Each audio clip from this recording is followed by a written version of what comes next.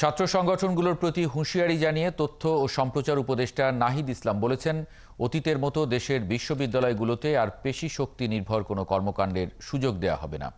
বিশ্ববিদ্যালয়গুলোতে স্থিতিশীল রাজনৈতিক পরিস্থিতি বজায় রাখতে শিক্ষার্থীদের প্রতি আহ্বান জানিয়েছেন তিনি।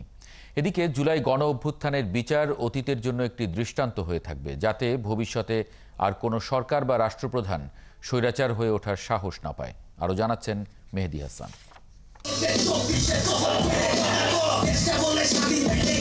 দেশজুড়ে আয়োজিত উৎসবের ধারাবাহিকতায় ঢাকার প্রেস ইনস্টিটিউট পিআইবির উদ্যোগে চলছে তারুণ্য উৎসব। আলোকচিত্র, গ্রাফিতি ও ভিডিও প্রদর্শনী সহ চলছে নানা আয়োজন।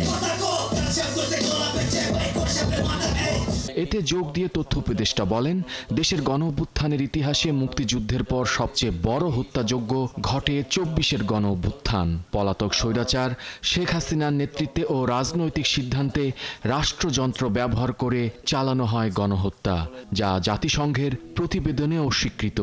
আমরা আন্দোলনের সময় হয়তো দেখেছি, শুধু আমরা যে ভিডিওটা দেখলাম হয়তো পুলিশকেই দেখা যাচ্ছে, হয়তো পুলিশকে দেখা গিয়েছে, কিন্তু পুরো রাষ্ট্রযন্ত্রের এবং ফ্যাসিবাদী শক্তির নানা ধরনের পক্ষ এই তাদের বিরুদ্ধে যে লড়তে হয়েছে, যে আমাদের ট্রাইব্যুনাল, সেই ট্রাইব্যুনালের যে বিচার কার্যক্রম আমরা এই বছরের মধ্যেই বিচার কার্যক্রম দৃশ্যমান দেখতে পাবো, এবং শেখ হাসিনা সহ যারা প্রধানতম আসামি তাদেরকে আমরা বিচারের আওতায় আনতে পারবো। তিনি অভিযোগ করে বলেন, একটি পক্ষ দেশের বিশ্ববিদ্যালয়গুলোকে অস্থিতিশীল করার ষড়যন্ত্র করছে, কিন্তু অতীতের মতো বিশ্ববিদ্যালয়গুলোতে আর পেশি শক্তি নির্ভর কোনো কর্মকাণ্ডের সুযোগ দেওয়া হবে না। বিশ্ববিদ্যালয়গুলোতে আমাদের যে ধরনের ছাত্র রাজনীতি আমরা দেখে এসেছি, সেই ছাত্র রাজনীতির অবসান না ঘটুক, আমরা ইতিমধ্যে সেই ধরনের আলামত দেখতে পাচ্ছি।